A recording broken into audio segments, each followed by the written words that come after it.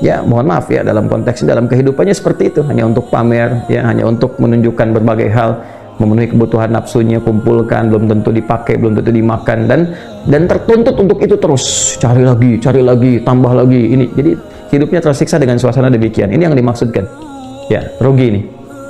Ya, apalagi kalau nanti yang terakhir nih.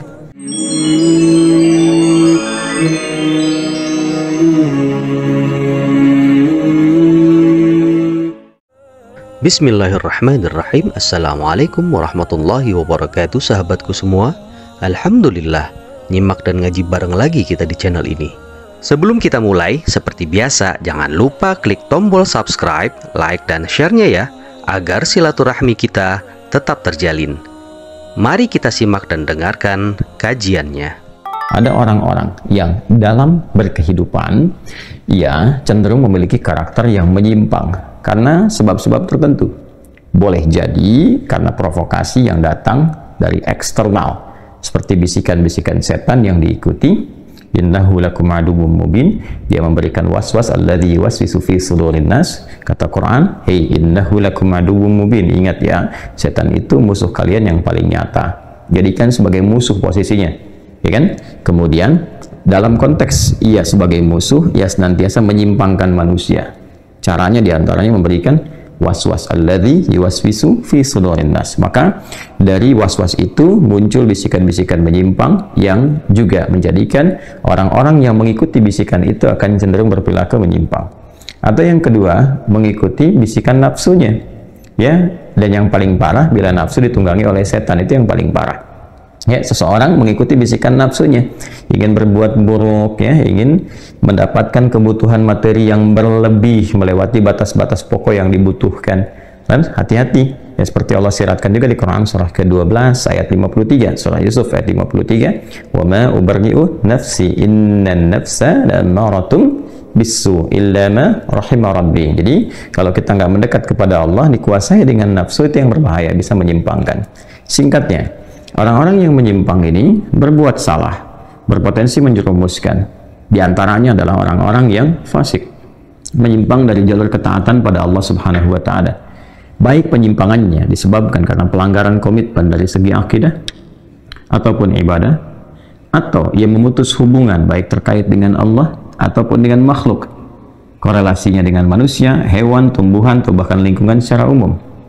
Atau bahkan yang ketiga, penyimpangannya dilakukan dengan sifat merusak di bumi atau di setiap tempat yang ia pijak, baik tindakan merusaknya kepada aspek fisik, ke lingkungan, atau juga bentuknya berupa kiasan yang ditunjukkan pada sifat-sifat karakteristik yang merusak seperti provokasi dan seterusnya, atau gabungan di antara keduanya. Maka hati-hati, kalau masuk di lingkungan itu, Anda bisa terjerumus pada penyimpangan, berbuat salah, bahkan menjerumuskan orang lain.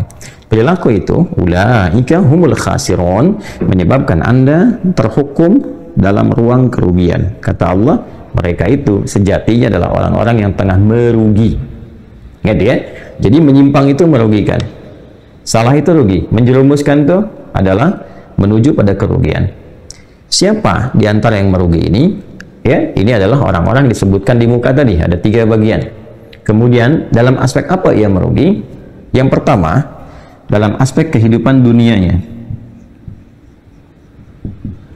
Bahkan disifati oleh Al-Quran, setiap waktu yang dilalui oleh orang-orang ini dengan perbuatan demikian, maka sesungguhnya waktunya tidak produktif. Dari waktunya saja, dari waktu yang digunakan hanya untuk berbuat yang menyimpang, itu sudah disebut oleh Allah waktu yang merugi. Waktunya saja sudah rugi, karena tak mampu dikonversi untuk berbuat kebaikan, untuk berbuat maslahat. Ya, kita ambil contoh misalnya terkait dengan ini, kita temukan di Quran surah ke-103 misalnya, Al-Asr, ya, yang berbicara tentang waktu yang dimanfaatkan untuk beraktivitas. Waktu yang terbentang agar dapat diisi untuk beraktivitas, itu dalam bahasa Arab disebut dengan asr namanya.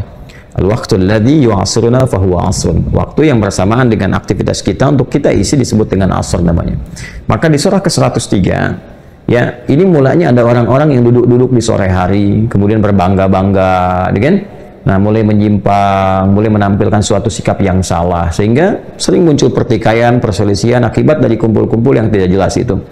Maka mereka menyebut bahwa ini waktu sore ini waktu yang terkutuk, waktu yang gak benar, waktu pertikaian. Maka direspon oleh Allah dengan menurunkan surah ini, surah 103, surah Al-Asr. Ya Allah bersumpah, wal asr, demi waktu yang engkau lalui, yang engkau rasakan, yang engkau isi untuk beraktivitas. Bukan cuma waktu sore, ya pagi, siang, sore, sampai malam, sampai kembali berputar seperti itu. Innal insana, sungguh manusia yang beraktivitas mengisi waktu itu lafi khusr, berpotensi mengalami kerugian. Perhatikan kalimatnya ini, ulaika humul khasirun, yang akhir ayat ke-27 itu.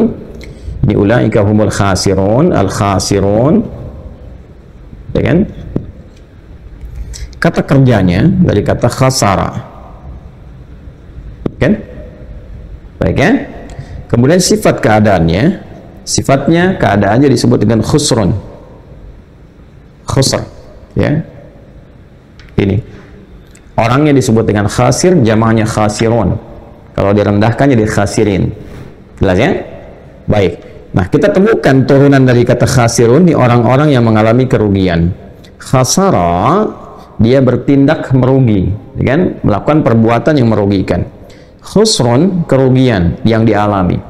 Wal asr, Quran 103 korelasinya.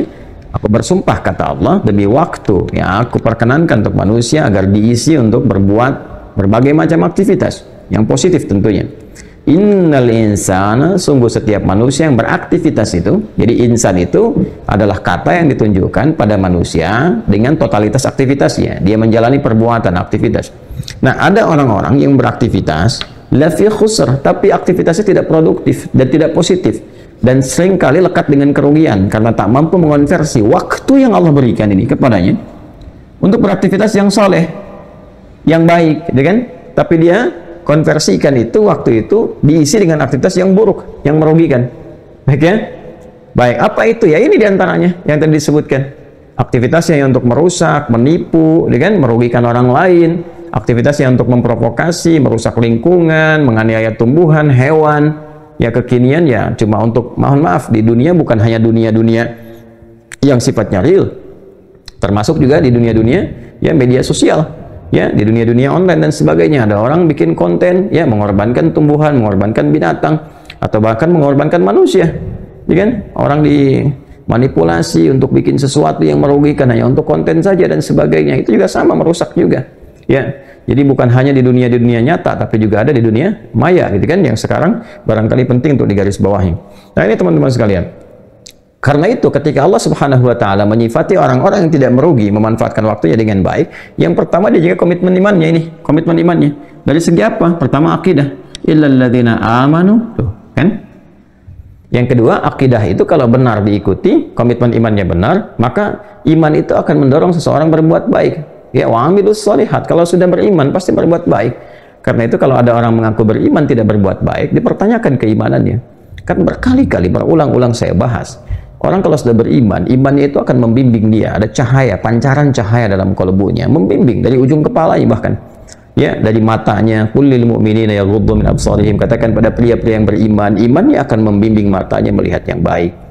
Ya, demikian ke lisan. Ya ayyuhalladzina amanu la yasraq qaumin qaum, kan? La yaghtab ba'dukum ba'dha. Ya, man kana yu'minu billahi wal yawmil akhir falyaqul khairan aw liyasmut. Orang beriman itu akan imannya membimbing ia untuk berbuat yang baik, berkata yang baik, mencegah dari saling mencela, mencegah berbuat hoax, memprovokasi. Ya, kemudian apalagi kata Nabi SAW disampaikan, siapa yang merasa beriman dia akan menjaga lisannya, selalu berkata yang baik, kalau tak mampu dia diam. Ya, itu gambaran-gambaran dasar yang paling pokok sampai ke ujung kaki. Nah, jadi illal ladzina amanu wa amilus shalihat. Dan kalaupun bergaul dengan lingkungannya ini secara sosial, kemanapun dia beraktivitas, watawassaw bil haqq watawassaw bis sabr. Dia mengajak kepada sesuatu yang benar, yang nggak ada penyimpangan di dalamnya, nggak ada mengajak kepada keburukan, dia mengajak pada kebaikan, bergaul pada yang benar. Al-haq, hak itu adalah standar mutlak kebaikan yang nggak bisa ditolak. Karena itu hak itu selalu dilekatkan dengan Allah. Al-haqqu min rabbik fala takunanna minal mumtarin. Al-haq itu sumbernya dari Allah, jadi kebenaran mutlak yang nggak bisa ditolak. Kayak kita mengatakan misalnya sekarang matahari terbit dari timur, ya, misalnya tenggelam di barat.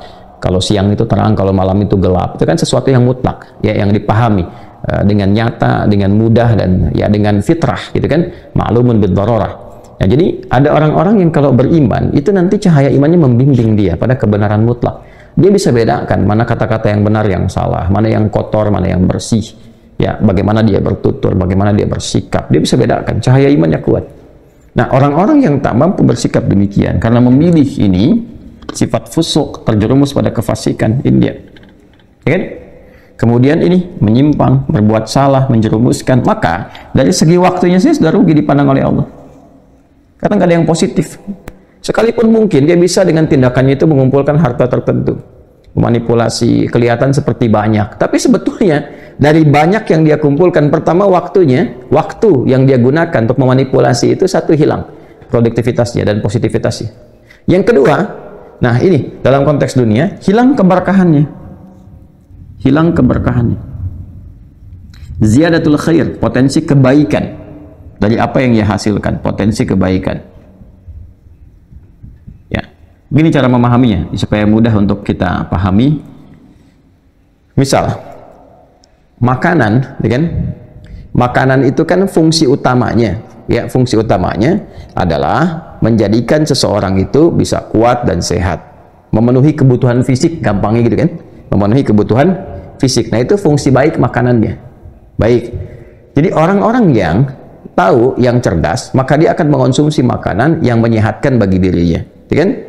Kemudian dia bisa beraktivitas dengan baik lewat itu. Pakaian fungsinya apa? Menutupi diri, tampil dengan baik, tampil dengan nyaman, ya kan? Dan yang lain-lain sebagainya. Nah, sesuatu disebut berkah bila apa yang melekat pada dirinya itu menggerakkan dia untuk berbuat baik dan mencukupkan dia pada kebutuhan yang efektif. Itu berkah namanya, ya kan?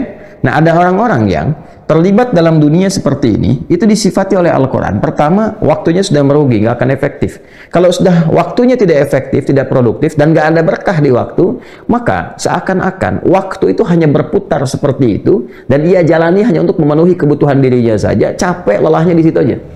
24 jam kerja lagi, capek lagi, berangkat lagi. Ini. Atau terakumulasi pada keburukan, jadi nggak ada nilai positifnya di situ. Jadi 24 jam itu untuk mikirin manipulatif aja, mikirin bertengkar dengan orang, mikirin bagaimana supaya caranya orang tersungkur, tersingkir, dia yang menang, mikirin bagaimana caranya bisnisnya begini, orang lain nggak dapat, gitu aja capek hidupnya. Pada akhirnya apa? Ketika menghasilkan sesuatu, ya, karena dikuasai oleh nafsunya yang tidak berkah itu, akhirnya apa yang ingin dia dapatkan, perwujudannya hanya berupa keinginan untuk memenuhi kebutuhan nafsunya saja. Bukan aspek kebutuhan, tapi keinginan. Semua dikumpulkan.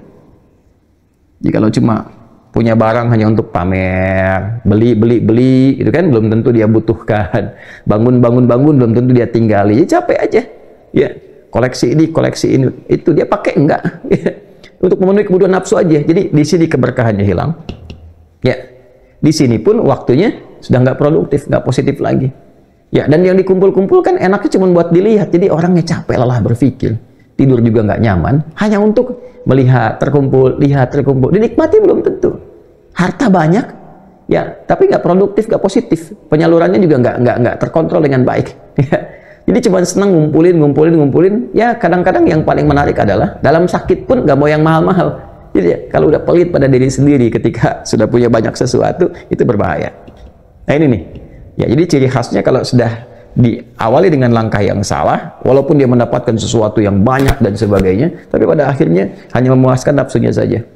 Ya, ini poinnya teman-teman.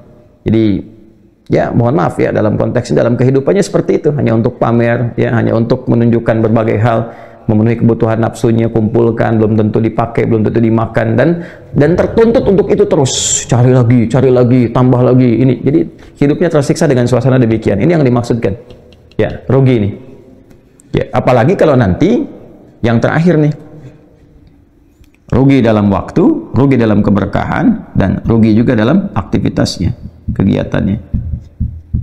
Nah, ini kan saya katakan tadi, ini potensi menyimpang, salah, menjerumuskan, dan masih ingat gak di awal tadi saya sampaikan, ini bisa jadi candu, menular sifatnya. Candu itu artinya terus dilakukan. Jadi kalau orang masuk ke dalam golongan ini, misalnya, ini kita masuk ke dalam yang kiasan nih, perusak misalnya. Kita ambil sifat provokasi. Orang tuh kalau sudah masuk ke dunia provokasi, sudah memprovokasi, jadi provokator dan sebagainya, dan itu dijadikan sebagai profesi, jadi candu. Jadi kalau nggak provokasi dalam sehari, nggak nyaman. Dan kegiatannya cuma untuk merumuskan itu aja. Gimana caranya si ini bertengkar dengan si ini. Gimana caranya si ini nggak nyaman hidupnya. Gimana caranya. Nanti yang paling berbahaya, dia menikmati itu dan seakan nggak ada apa-apa. Ya, paling kalau dapat sesuatu dari situ, dari materi, materinya sudah nggak berkah, waktunya hilang, dan aktivitasnya pun nggak bernilai. Ya, sama dengan ini, usaha yang nggak benar pun begitu. Sekali merusak dia, ya, Anda misalnya ya taruhlah di mineral misalnya bisnisnya, apakah di pertambangan, di tembaga, ke emas, atau apakah, datang dengan cara yang merusak, bukan menambang dengan cara yang benar misalnya kan, berusaha dengan cara yang benar, mendapatkan sesuatu dari situ dengan cara yang salah, itu candu, besoknya pengen lagi, dan terus begitu. Ketika salah di awal, kesannya juga akan salah. Demikian, kedudukan juga begitu, ditempuh dengan cara yang salah, jadi candu, ya, sudah pengen lagi menempuh dengan cara yang salah, dan bisa menjerumuskan pada keburukan. Nah, jadi kalau pada diri kita ini terjadi, penting dikoreksi, cepat istighfar sebelum waktunya pulang, gitu kan?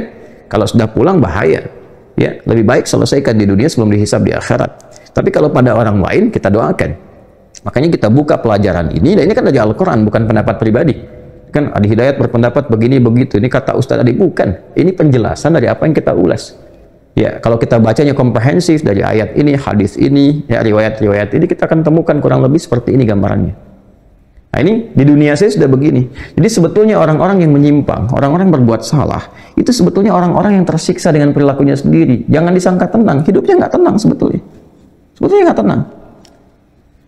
Ya, siang malamnya cuma begitu, ya, apa nggak sayang waktunya gitu.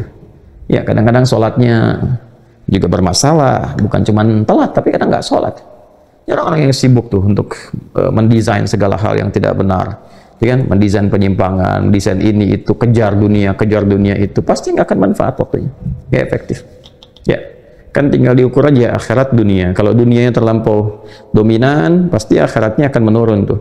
Ya, itu aja pokoknya. Baik kalau maksiat ada, pasti taat menurun. Jadi kalau ketaatan itu ibadah itu sedang menurun, cuma dua faktornya yang paling umum. Yang pertama ada perbuatan maksiat yang menyimpang, yang kedua dunia yang berlebihan. Itu saja, kan? Nah, kemudian yang kedua, apa konsekuensi penyimpangan ini pada keberpulangan ia saat kembali kepada Allah di akhirat? Ya, kan kita tidak hanya tinggal di dunia, ini kan sementara sebetulnya mencari bekal untuk pulang ke akhirat. Ya, pada akhirnya kita akan meninggalkan dunia, ya, kembali berlabuh ke tempat akhir tujuan kita, pelabuhan terakhir itu akhirat. Karena itu setiap orang yang selesai di dunianya, maka diumumkan kan, telah meninggal dunia, kan? Ya, meninggal dunia. Nanti yang menjadikan gerbang perpisahannya dengan datangnya maut. Ya, kullu nafsin dha'iqatul maut. Quran surah ketiga Ali Imran ayat 185. Orang yang mendapatkan maut itu, teman-teman sekalian, maka wafat dia. Ya, nah, nanti ada malaikat yang ditugaskan untuk membawa maut itu, yang menunjukkan bahwa sudah tiba waktunya meninggalkan dunia. Kan? Namanya malakul maut. Quran surah 32. As-Sajdah ayat yang ke-11 tuh. Qul yatawaffakum malakul mautil ladzi wukila bikum. Makanya tiap di hari Jumat ya, seringkali di hari Jumat itu Nabi mengingatkan. Sering bacakan surat As-Sajdah itu kan? Ya, Nabi bacakan misalnya di rakaat pertama, keduanya Al-Insan misalnya, untuk diikatkan. Tuh, kan korelasinya nyambung kan? Al-Insan itu kan, nama insan itu manusia yang beraktivitas ya, secapek-capeknya, sesibuk-sibuknya, selelah-lelahnya, ada waktunya nanti akan selesai, akan pulang. Ya kan? Qul yatawaffakum malakul mautil ladzi wukila bikum. Ya, viralkan Muhammad SAW, sampaikan pada mereka yang beraktivitas dengan berbagai hal, pada akhirnya nanti akan ada malakul maut ya, yang menjemput engkau pulang, memisahkan kehidupan dengan duniamu. Makanya tunduk patuh, sajadah itu tunduk patuh kepada Allah. Ya, sujud, kemudian ingat kepada Allah supaya sadar bahwa tidak selamanya ada di sini. Pada saatnya akan pulang. Jadi yang soleh tingkatkan kesolehan, yang salah segera bertobat supaya diperbaiki, karena pada akhirnya akan pulang. Nah, bagaimana orang-orang yang konsisten dengan kesalahannya, penyimpangannya, sudah dia salah, menjerumuskan orang, dan dia nggak mau memilih jalan yang benar. Ya, dia nggak mau tobat, singkatnya begitulah. Dia memilih untuk tersesat dan tidak mau tobat, memilih untuk menyesatkan orang lain dan tidak mengajak orang lain untuk berbenah diri, sehingga kembali ke akhirat. Nah, ini yang paling berbahaya. Di dunia itu, teman-teman sekalian, sifatnya kan sementara dan ditinggalkan. Jadi kalau orang merasa kekurangan di dunia, fakir misalnya, merasa kekurangan, meninggal, hilang rasa itu. Sudah. Sebaliknya, yang merasa kaya juga sekaya-kayanya, kalau meninggal kan nggak akan dibawa semuanya, sudah selesai. Ya, di alam kubur kan nggak akan digali. Anda punya tanah 100 hektar, apa kuburan Anda 100 hektar? Tidak. Ya, tetap aja kuburan sekian kali sekian dan ya, mungkin 2 kali 3, 3 kali 4 dan sebagainya. Ukuran-ukuran yang standar untuk bagian tubuh kita. Ya kan? Ya. Nah, apakah dilarang kaya? Tidak. Silahkan semampunya, sebaiknya, sekaya-kayanya. Cuman konversikan value-nya supaya bekal akhiratnya dapat. Konsepnya kan demikian. Ya kan? Nah, bagaimana kalau ada orang dia mempertahankan kerugiannya, sifat-sifat buruknya saat di dunia, konsekuensi di akhiratnya apa? Ini yang bahaya. Maka kita ambil contoh langsung pakai Quran lagi. Quran surah ke-39 Az-Zumar. Ya, saya tuliskan Az-Zumar supaya kalau dicari gampang ya. Ayat ke-15. Yang pegang mushaf sekarang yang standar coba paling kiri ya, agak sedikit ke atas. Ya. Ayatnya? Fa'budu ma syi'tum min duni. Ada? Ya, kalau engkau memang merasa ya punya komitmen lain, melanggar komitmen dengan Allah dalam hal ibadah misalnya. Allah contohkan di situ kasus ibadah. Ya kan? Ya, kalau engkau merasa ada Tuhan lain yang engkau harus berkhianat kepada Allah, engkau menyimpang dari komitmen, engkau menyembah yang lain, silahkan semaumu kata Allah. Ya terserah. Ya, atau engkau punya aturan-aturan, ya, engkau punya berbagai konsep yang dengan konsep itu menyimpang dari ketentuan Tuhan yang telah Allah buat. Alih-alih berbuat baik, alih-alih berbuat soleh, Anda berbuat salah misalnya karena keinginan mewujudkan nafsu. Masyi'tum terserah. Ya. Makanya kan sampai ke kita yang mal masyi'ta fa innaka mayyit. Kerjakan apapun yang kamu ingin kerjakan, tapi ingat kamu akan meninggal. Ya kan? Pesan yang sampai ke kita. Ini sama, fa'budu. Ya, masyi'tum min duni, silahkan. Engkau mau nyembah, mau ibadah, mau bekerja, beraktivitas, terserah Anda.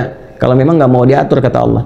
Tapi ingat, qul innal khasirina alladzina khasiru anfusahum wa ahlihim. Awas, hati-hati.